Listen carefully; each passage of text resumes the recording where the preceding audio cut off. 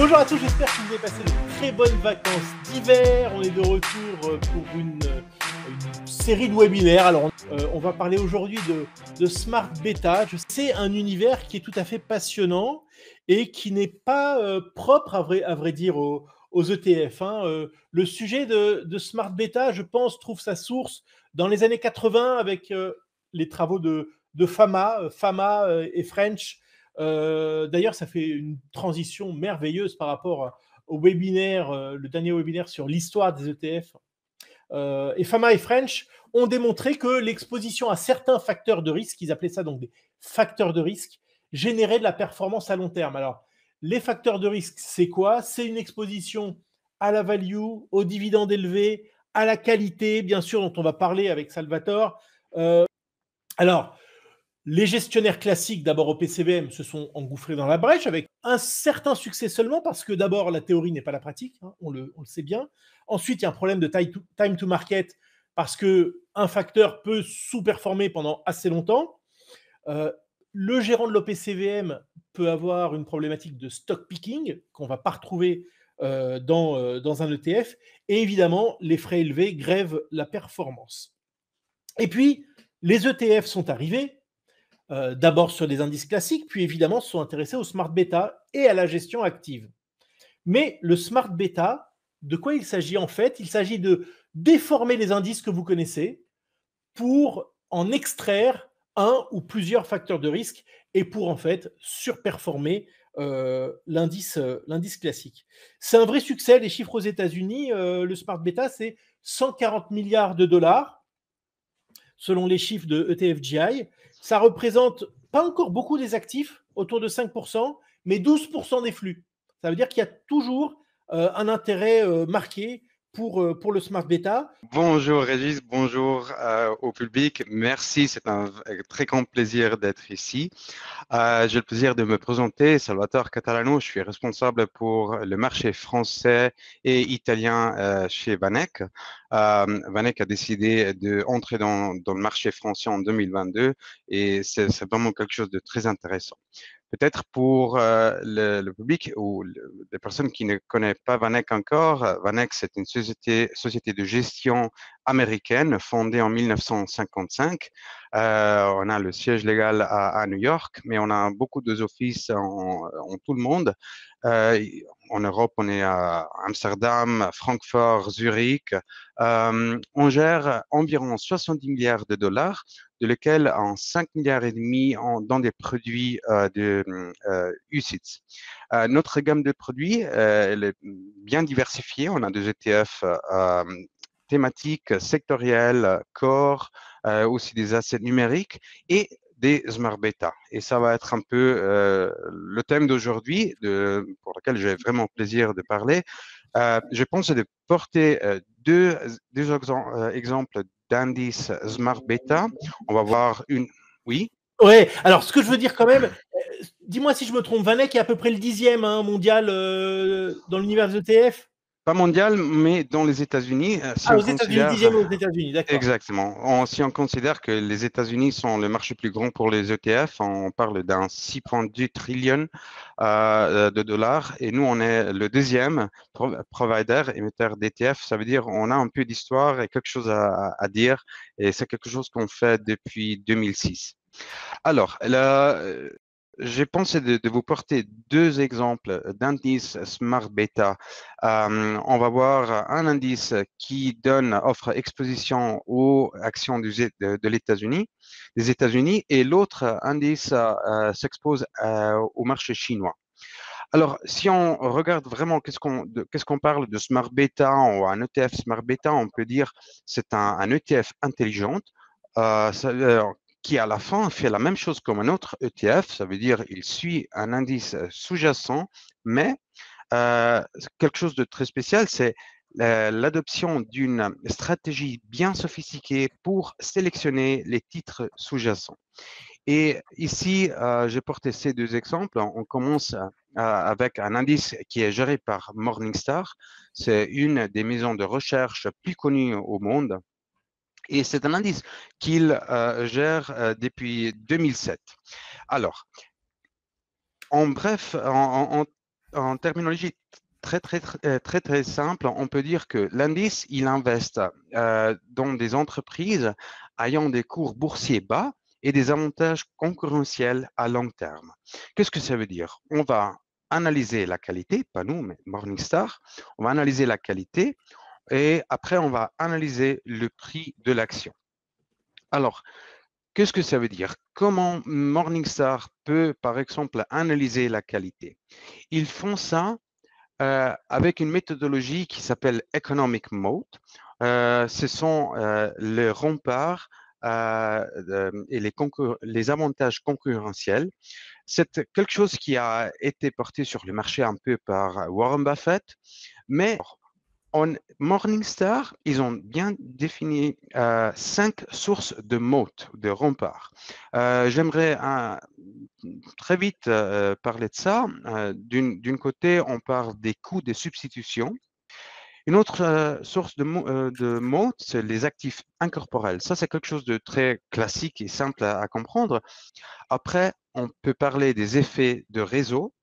Euh, on pense à des entreprises comme Visa, par exemple. Plus de personnes utilisent la carte Visa, plus elle est acceptée.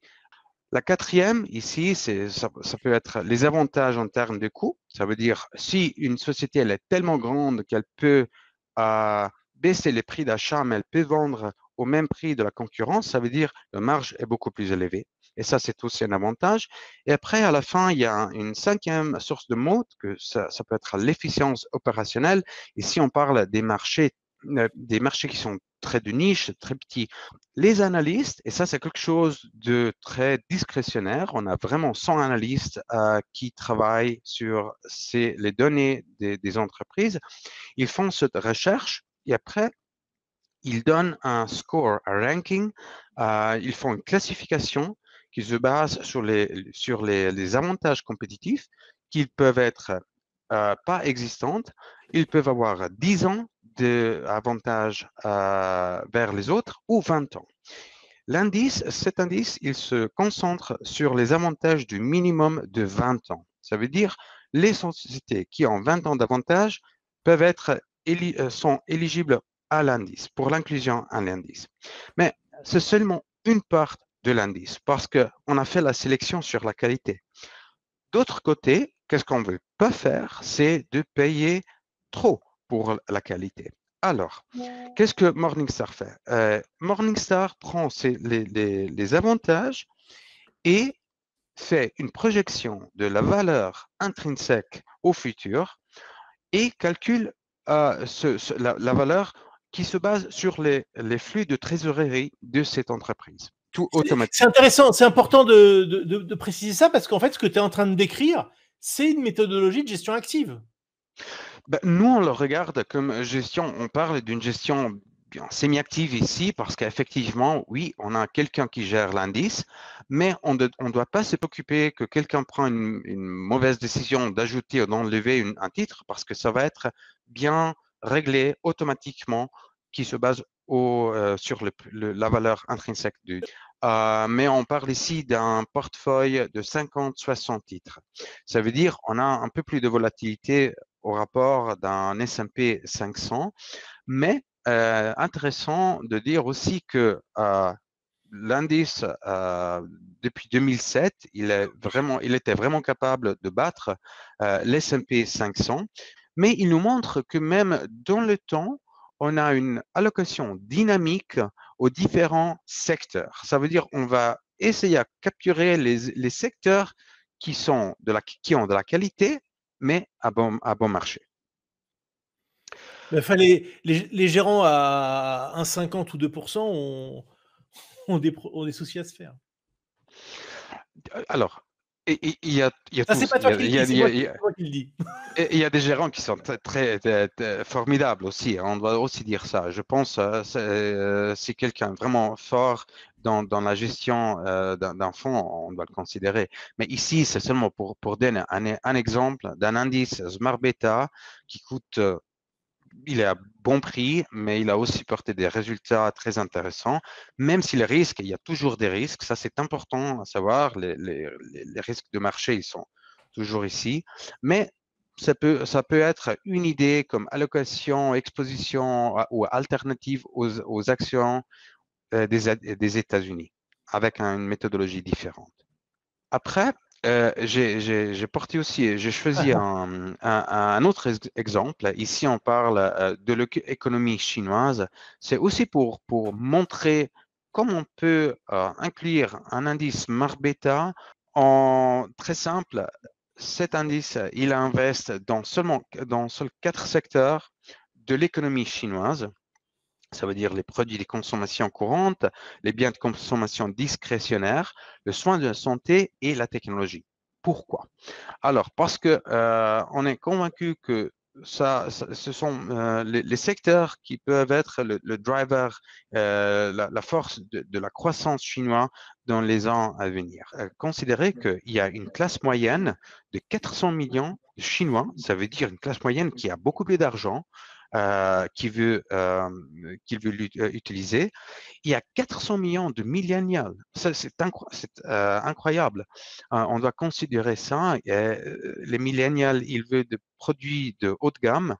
Et après, il y a le marché online, en ligne plus grand, c'est la Chine.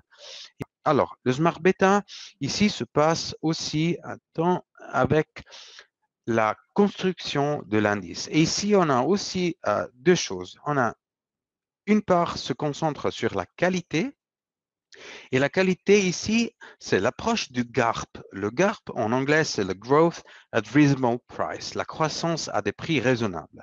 De l'autre côté, et ça c'était aussi très important, il y a les facteurs ESG, parce que c'est un indice qui offre exposition aussi, pas seulement à la qualité, mais aussi aux facteurs ESG. Alors, jusqu'à aujourd'hui, ESG, c'est quelque chose de très important. Et alors, on a le GARP, la qualité et le facteur ESG. Et à la fin, on va faire le score ou le ranking des 100 entreprises qui ont le meilleur ranking de ESG et qualité. À la fin, on aura une exposition, une pondération égale de 100 titres à 1% chacun. Et je trouve ça aussi très intéressant parce que c'est une approche un peu différente pour s'exposer au marché chinois. La question, enfin, c'est pas réellement une question, c'est une affirmation. C'est vous êtes un discounter de la gestion active. Alors, moi, si je peux répondre, le problème du terme de discount, il y a une idée attachée qui est celle de moindre qualité. Moi, je crois que dès lors qu'on doit créer de la performance, déjà, plus les frais sont bas, mieux c'est, à qualité identique. Et que là, je pense qu'on a mieux et moins cher. Mais vas-y, je te laisse répondre. Regarde, moi, alors, par nature, je dis toujours, il y a de la place pour actif et passif. Je pense à la fin, c'est important de voir les résultats, la performance, si ça vaut la peine, si quelqu'un est vraiment capable de battre un indice, alors s'il fait un bon métier, pourquoi pas. Mais on sait par des statistiques, des données, des chiffres qu'on a depuis des années que sur des marchés qui sont bien clairs, transparents, efficaces, c'est difficile de trouver quelqu'un qui est vraiment capable de battre un S&P 500 par exemple. Alors, j'ai deux chances, deux alternatives. Je peux suivre l'indice comme il est, alors très classique. Je peux prendre une gestion active si j'ai quelqu'un qui est vraiment formidable, ou je peux vraiment ajouter peut-être quelque chose comme Smart Beta pour essayer d'avoir une surperformance. Mais il n'y a pas de garantie.